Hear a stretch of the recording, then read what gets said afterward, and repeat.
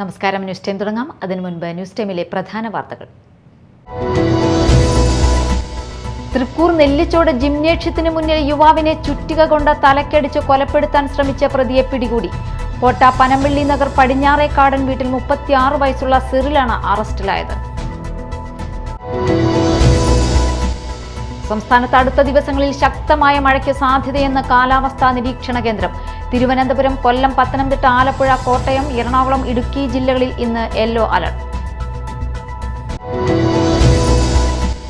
മറ്റത്തൂർ ഗ്രാമപഞ്ചായത്തിലെ വിവിധ അംഗനവാടികളിൽ നിന്ന് വിരമിക്കുന്ന വർക്കർമാർക്കും ഹെൽപ്പർമാർക്കും യാത്രയയപ്പ് നൽകി. മറ്റത്തൂർ ഗ്രാമപഞ്ചായത്ത് പ്രസിഡന്റ് ഉദ്ഘാടനം ചെയ്തു.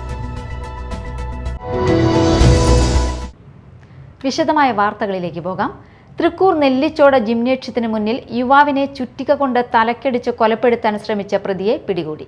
പോട്ട പനമ്പള്ളി നഗർ പടിഞ്ഞാറേക്കാടൻ വീട്ടിൽ 36 വയസ്സുള്ള സിറിലാണ് അറസ്റ്റിലായത്. മരത്താക്കര പുഴമ്പള്ളം സ്വദേശി വെളിയംകുളങ്ങര വീട്ടിൽ 37 വയസ്സുള്ള ഡീനസ് ഡേവിസിനാണ് ആക്രമണത്തിൽ ഗുരുതരമായി പരിക്കേറ്റത്.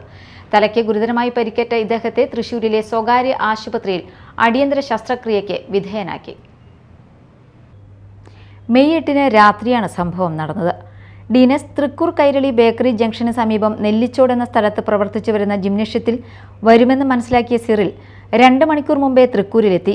ജിംനേഷ്യത്തിന്റെ പരിസരത്ത് ഹെൽമറ്റ് ധരിച്ച് കാത്തിരുന്നു. വർക്കൌട്ട് കഴിഞ്ഞ് പുറത്തിറങ്ങിയ ഡീനസിനെ പുറകിൽ നിന്ന് ചുറ്റിക കൊണ്ട് തലയ്ക്ക് പുറകിൽ ആഞ്ഞടക്കുകയായിരുന്നു. ബോധരഹിതനായി താഴെ വീണ ഡീനസിന്റെ തലയിൽ 2 പ്രാവശ്യം കൂടി സിറിൽ ചുറ്റിക കൊണ്ട് അടിച്ച് കൊലപ്പെടുത്താൻ ശ്രമിച്ചു.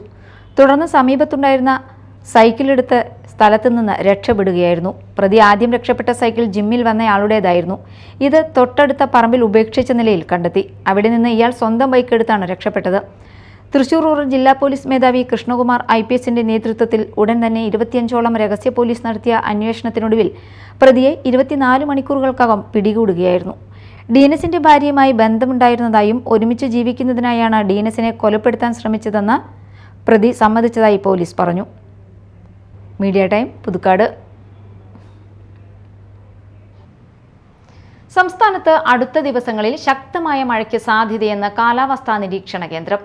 തിരുവനന്തപുരം, കൊല്ലം, പത്തനംതിട്ട, ആലപ്പുഴ, കോട്ടയം, എറണാകുളം, ഇടുക്കി ജില്ലകളിൽ ഇന്ന് യെല്ലോ അലർട്ട് പ്രഖ്യാപിച്ചു. വരും ദിവസങ്ങളിൽ എല്ലാ ജില്ലകളിലും കാറ്റോടും ഇടിമിന്നലോടും കൂടിയ മഴയുണ്ടാകാൻ സാധ്യതയുണ്ടെന്നാണ് മുന്നറിയിപ്പ്. ബംഗാൾ ഉൾക്കടലിൽ സീസണിലെ ആദ്യ ന്യൂനമർദ്ദം രൂപപ്പെടാൻ സാധ്യതയുണ്ട്.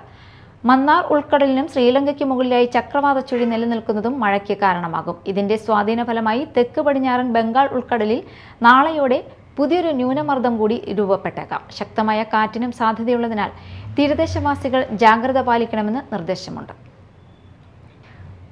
മറ്റത്തൂർ ഗ്രാമപഞ്ചായത്തിലെ വിവിധ അംഗനവാടികളിൽ നിന്ന് വിരമിക്കുന്ന അംഗനവാടി വർക്കർമാർക്കും ഹെൽപ്പർമാർക്കും യാത്രയയപ്പ് നൽകി. ഗ്രാമപഞ്ചായത്ത് പ്രസിഡന്റ് ടെസി ജോസ് ഉദ്ഘാടനം ചെയ്തു. ഗ്രാമപഞ്ചായത്ത് ക്ഷേമകാര്യ standing committee chairperson KR Reni അധ്യക്ഷയായി.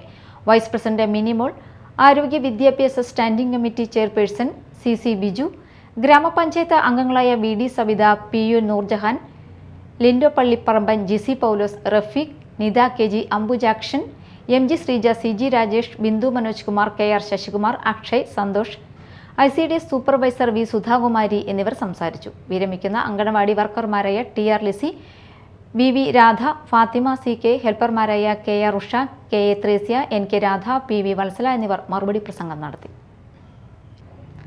മയക്കുമരുന്നുകളും ലഹരി വസ്തുക്കളും വിൽപ്പന നടത്തുന്ന ആളുകളെ പിറ്റ് ആൻഡ് DPS ആക്ട് പ്രകാരം തടങ്കലിൽ ആക്കുന്നതിന്റെ ഭാഗമായി 3 മയക്കുമരുന്ന് കടത്ത് കേസുകളിലെ പ്രതി കൈപ്പമംഗലം ചളിങ്ങാട് വൈപ്പിൻകാട്ടിൽ വീട്ടിൽ ഷിനാജിനെ പോലീസ് അറസ്റ്റ് ചെയ്തു.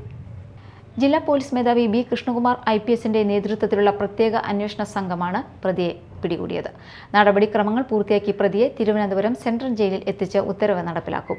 മയക്കുമരുന്ന് ലഹരി കേസുകളിൽ ഒന്നിലേറെ തവണ അറസ്റ്റിലാകുന്നവരെയും ഇവരെ സാമ്പത്തികമായി സഹായിക്കുന്നവരെയും വിചാരണ കൂടാതെ ജയിലിൽ കരുതൽ തടങ്കലിൽ വയ്ക്കാവുന്നതിനുള്ള നിയമമാണ് പിറ്റ് ആൻഡ് DPS നിയമം. Chalakudy police station inspector Sasikumar, sub inspector Thahir, GISI Joshi എന്നിവർ നിയമ നടപടികൾ ചെയ്യുന്നതിന് പ്രധാന പങ്കുവഹിച്ചു. യുവതിയുമായി സൗഹൃദം സ്ഥാപിച്ച ശേഷം ഭീഷണിപ്പെടുത്തി 6,80,000 രൂപയുടെ സ്വർണ്ണാഭരണങ്ങൾ തട്ടിയെടുത്ത കേസിൽ യുവാവ് പിടിയിലായി.